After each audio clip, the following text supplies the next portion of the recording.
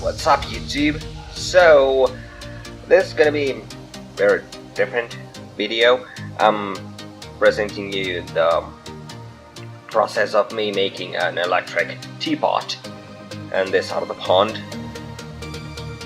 Because now this is a work from school, so I do have to follow a specific format.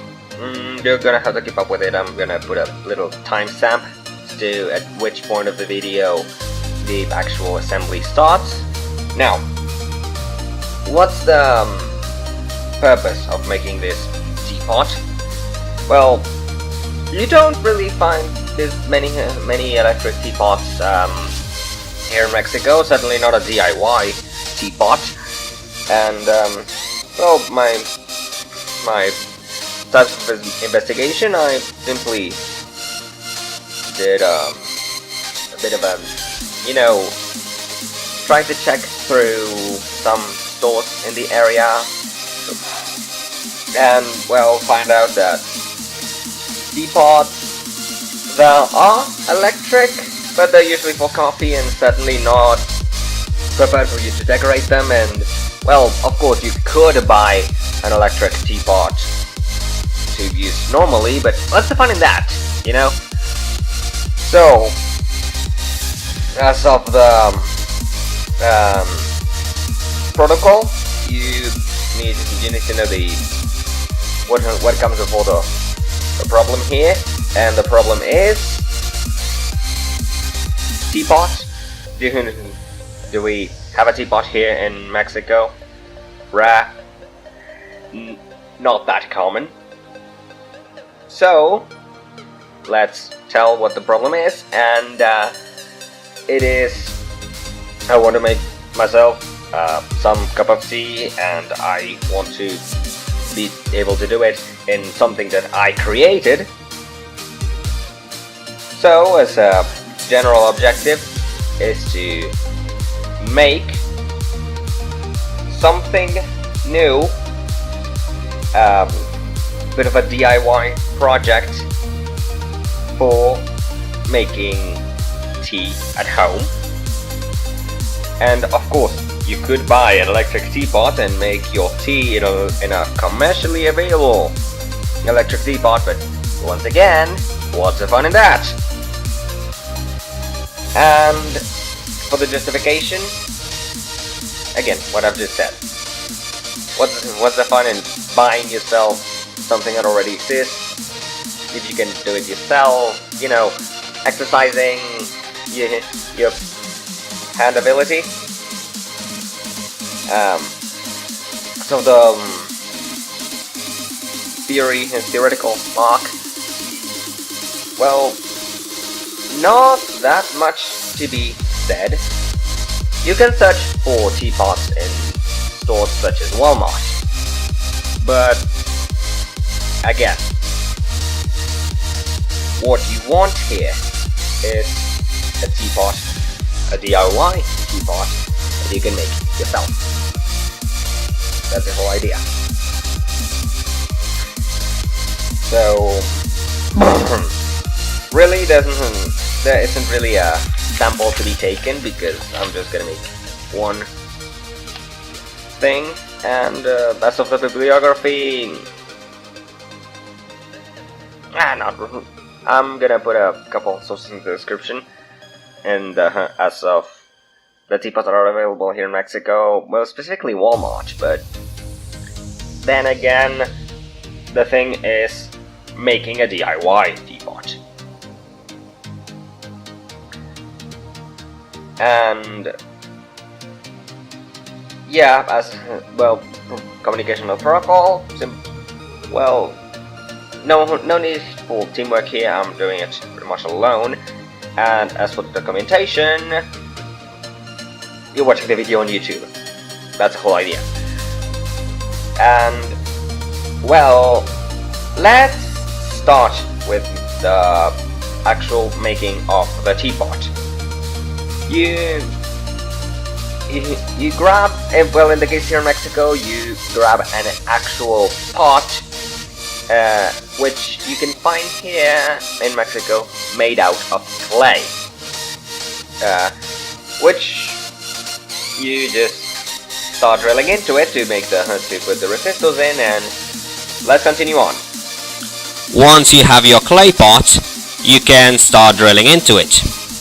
Of course, this is an arduous and long task, which is the reason I decided to simply speed up the process.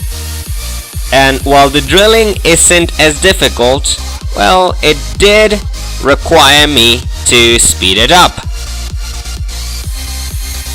And yeah, that's basically what it is. And if the impact drill sounds very high pitched, is because of the speed. You can see on the screen just how much I increased the speed, and once again drilling to complete the holes.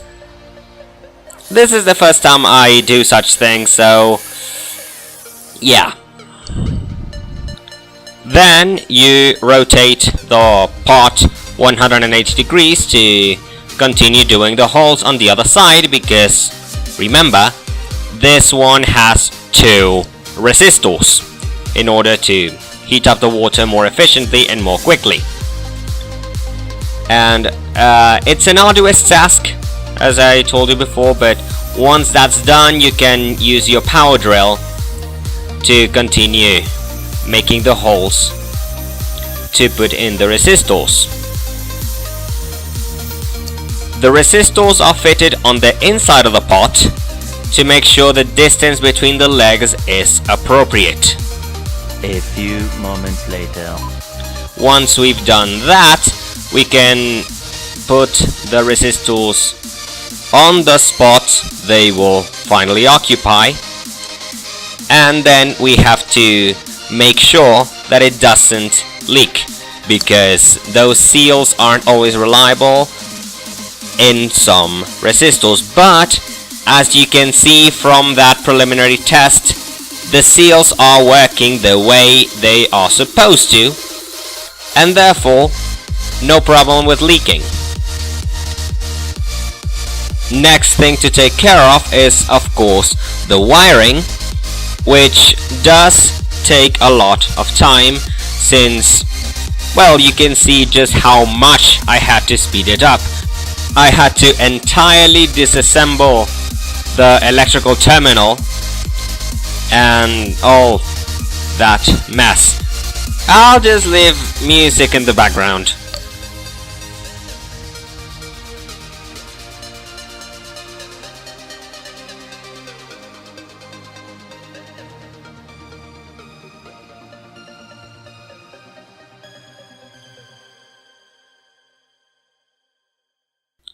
Of course, not all the time you're gonna want the resistors working, so you have to install a bunch of switches, well, a pair of switches,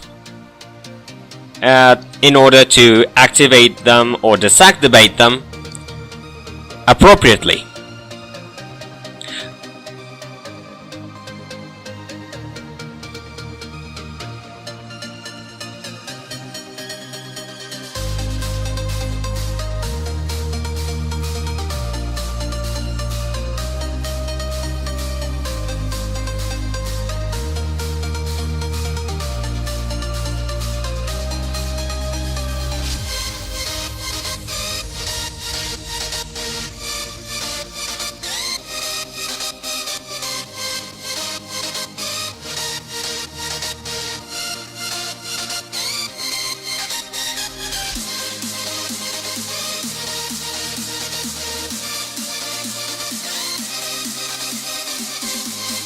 Then you do a preliminary test to make sure the resistors actually heat the water up. Of course, you have to fill the pot with water before you do that. Connect the resistors to the cables, and then turn the entire contraption on. Of course, it is by no means safe, but it does seem like, as a proof of concept, it is working. But then again, there's the problem that the main line is heating up way more than it should, which means that I have to disassemble it completely and redesign it. But it's not like it's gonna take me 6.5 hours, right? 6.5 hours later. The main line has been completely redesigned, the cable completely stripped and thickened with more cable to make it more capable of carrying the amount of current required. That done, of course it looks a bit rough around the edges, but aesthetics are not that much of a problem. This is a preliminary test to make sure I didn't actually short it, and of course I didn't short it. If I had shortened it, it would be blowing up and doing a bunch of stuff, and with a few minutes you see the water is boiling, it is working, the cable isn't heating up, and you then paint it with primer and use a good palette of colors. I selected all those colors you can see, and then paint it with pink. Well, at least I painted pink because that's the color of Force India, my favorite racing team. You then make a couple markings on the walls in order to paint them and mark where you're going to do the painting. And first you're going to paint this Mercedes logo. Carefully, of course. It looks fast, but you see just how much I'm speeding it up. I'm speeding up 16 times. You then encourage the paint to dry by putting hot water in the pot and heating it up with the electric pot itself. And then you paint that banner based on the Jaguar Formula E team of 2018. And it does take a little bit long to dry and paint, and then you paint that with the colors of Manual Racing. This is a light blue, made by mixing blue and white. Use the leftover paint to paint the top, and then paint a central band in white. And then when the white band is completed, you paint another band in orange. I did put the camera in not quite a perfect place, but it's still something. And then you paint the 31 you find in the MRT-05 of 2016. Then you paint the Force India logo, which of course means a white background. In this case, the manual part represents the past, the lessons that you learn. That's where Esteban Ocon, my favorite driver, started in manual. He's actually the last man standing of manual racing. He's now in Force India, so manual represents the past, Force India represents the present. And there you see me painting the white background, and then a few black lines to separate all things. And the logo of BWT is a little difficult to paint, and I made a little mistake of repainting the manual part in blue. I'm probably gonna have to fix that. Yeah. That being fixed, I tried to make a yellow banner representing victory by putting yellow paint as glue on a piece of paper to, you know, glue it there and everything, but that turns out not to be working, so I stripped it off and just painted it the same way as the Force India one. Once again, those black lines to mark the limit between banners, and then paint those spikes and olive branches to represent victory for the hopes of a world championship. Because of course it will happen. Esteban Ocon is a great driver. I mean, he's my favorite driver, so I kind of have a bias for him. That's why the olive branches. And finally, I shall put a couple more layers. And although that doesn't look that good, it did look like primer, so I had to paint it red and then polish it with some transparent paint. Here's the point where we present the part at school in front of the entire group. That's the teacher right there. And we've already filled up the pot with water and heated up the water to make our tea. And as much as I would like to deny it, not everybody is keen to enjoying a nice, beautiful, refreshing cup of tea. ¿Cuántas azúcar para ti? No me gusta el té.